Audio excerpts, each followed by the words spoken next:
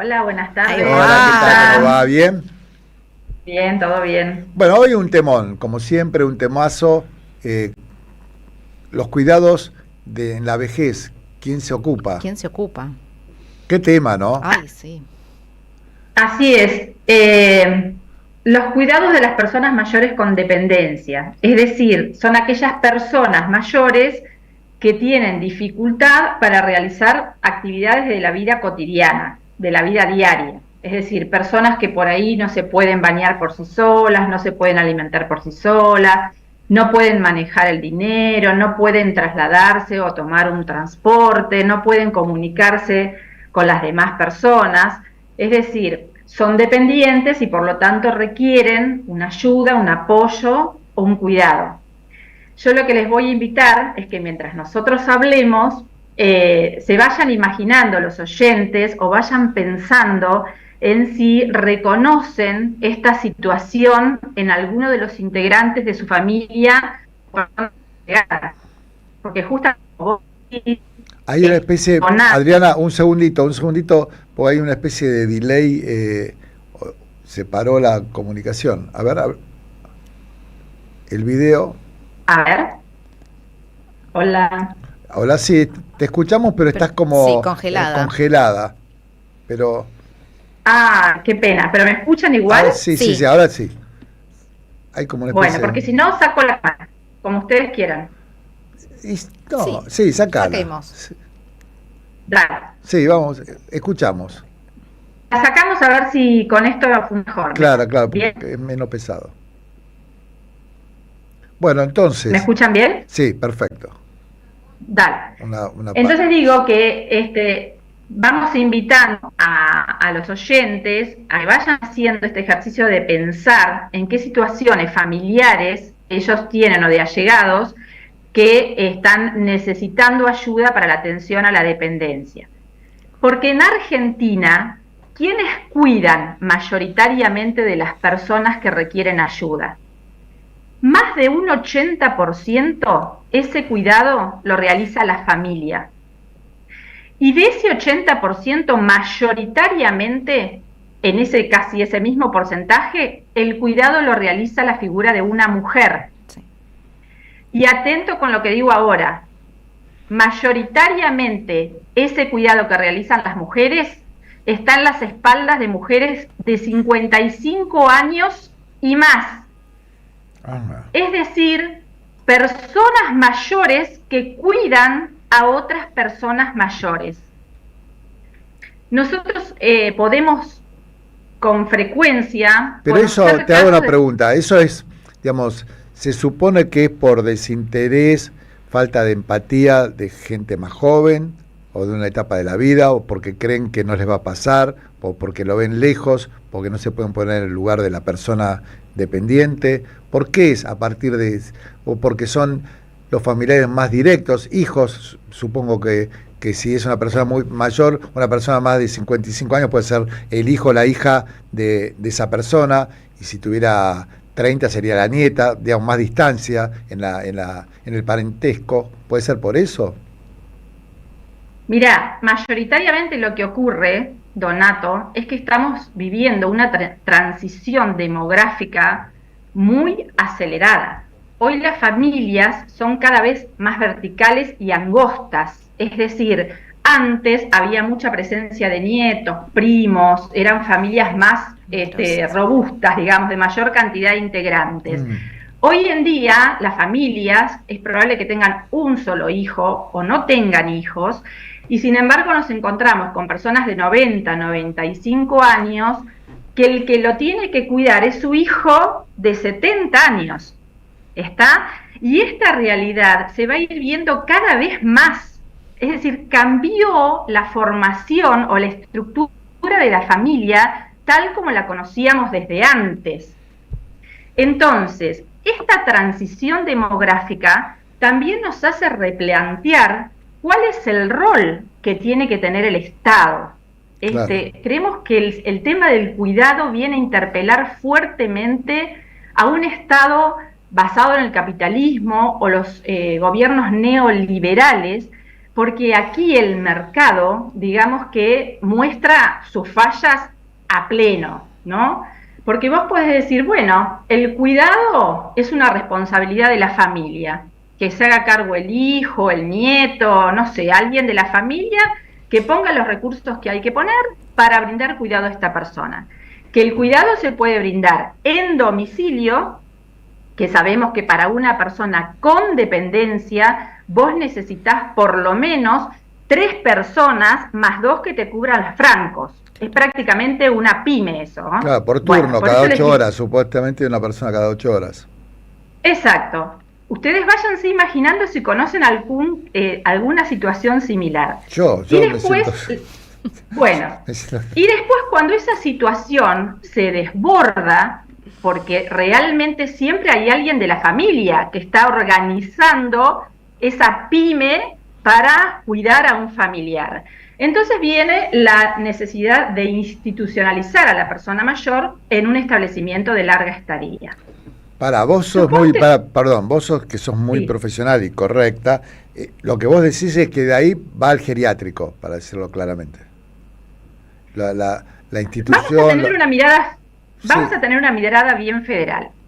Bueno. En CABA están a disposición casi todos los recursos que una persona necesita, porque hay apoyos para el cuidado domiciliario, incluso hasta la tecnología, la domótica, es decir, esos relojitos que te avisan si sucede algo con el familiar. Hay una buena, digamos, disponibilidad de personas de cuidadores domiciliarios y hay buenas residencias. Y también hay buenos centros de día o centros diurnos de atención. Pero vos, Donato, cuando te alejás un poquito y vas hacia el interior de la provincia o hacia el interior de nuestro país, esos recursos no existen. Por ejemplo, los centros de día, los de centros de atención diurna. Y una persona, por más que tenga recursos económicos, muchas veces no puede acceder a cuidados de calidad. Porque, por ejemplo, como yo siempre pongo el ejemplo de mi ciudad, lamentablemente, en mi ciudad hay 55 residencias relevadas gracias a la pandemia. 55. Que se relevaron después de la pandemia. Puede ser que ahora haya 53, 52. Según nuestra información, una sola está habilitada como corresponde por el Ministerio de Salud de la provincia de Buenos Aires. Quiere decir que el resto, la verdad, depende de la voluntad de quien lo administra.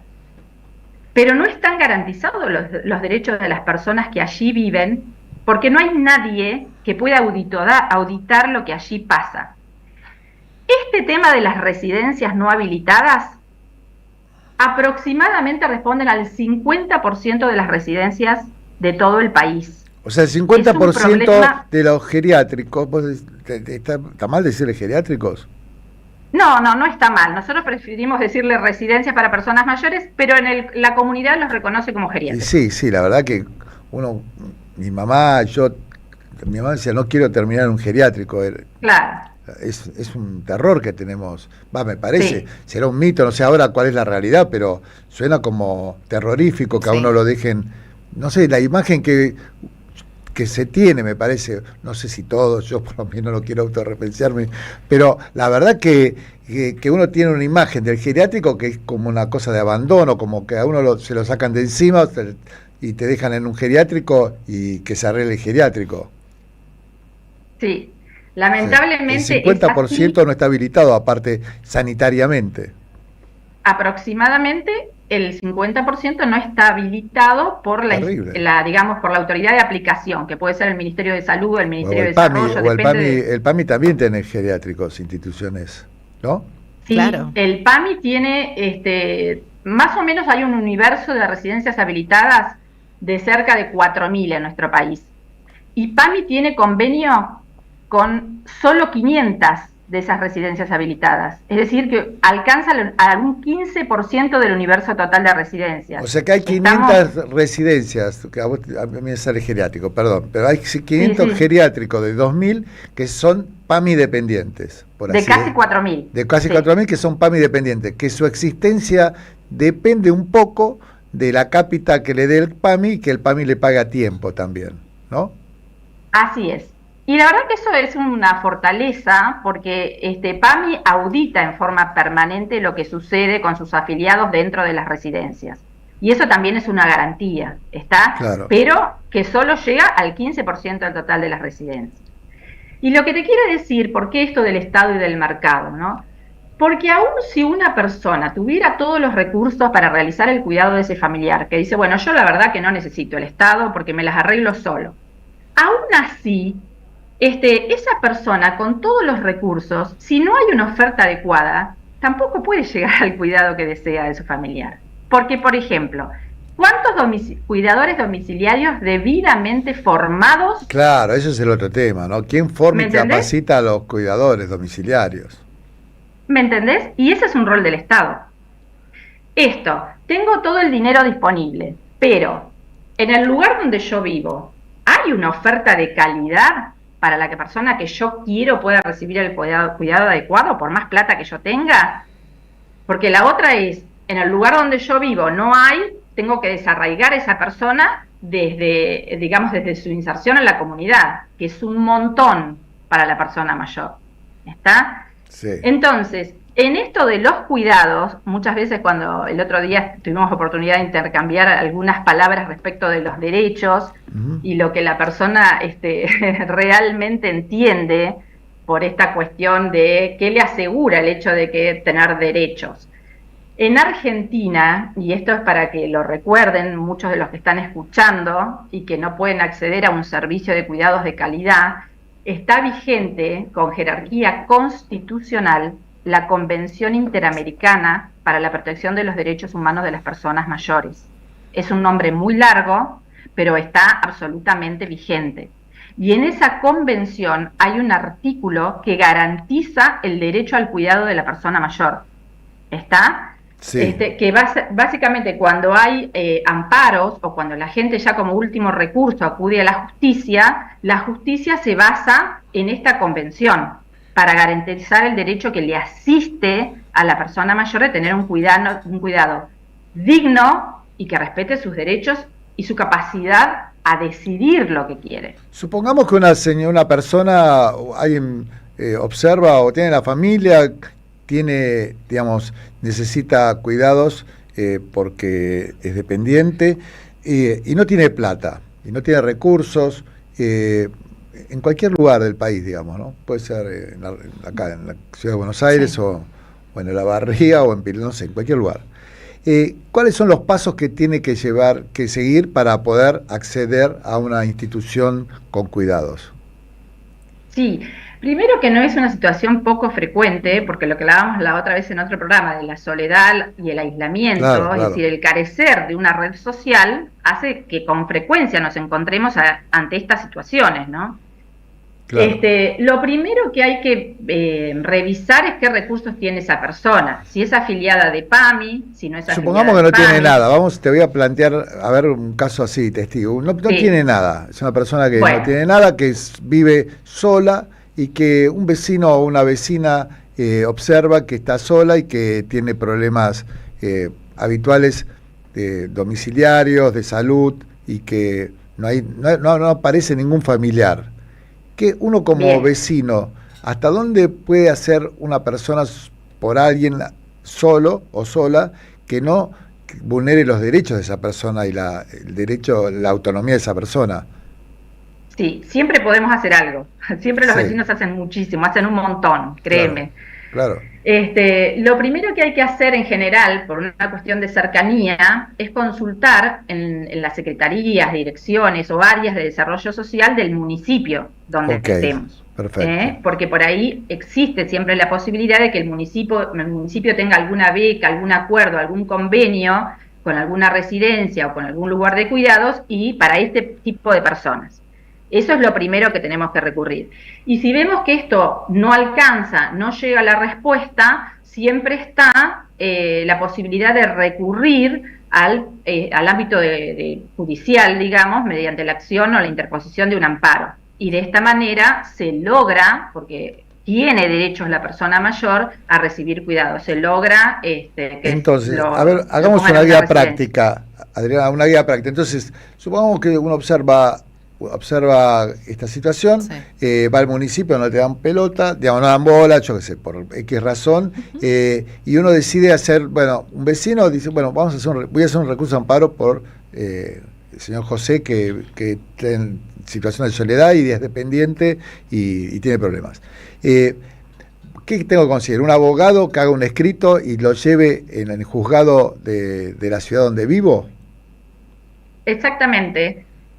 Si la persona tiene recursos, porque como yo digo, puede tener recursos económicos esa persona, sin embargo, estar tan sola que no pueda valerse por sí misma.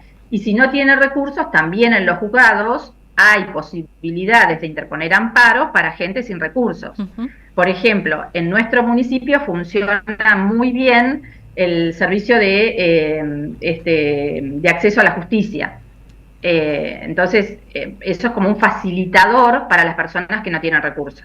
¿Y cuál es el límite? Centro de acceso a la justicia. ¿Cuál es el límite para no vulnerar la autonomía de esa persona? Claro. Bueno, eso siempre, la persona que está cerca de esa persona que requiere cuidados, hay que consultarlo permanentemente. Las personas mayores, el otro día en una videoconferencia contaba una experta de una persona mayor que estaba viviendo en una residencia y claramente estaba en una situación de enojo porque dice, yo nunca en mi vida pude tomar una decisión por sí misma, porque cuando fui niña decidían mis padres, cuando estuve casada decidía mi esposo, y ahora que estoy en una residencia deciden ustedes.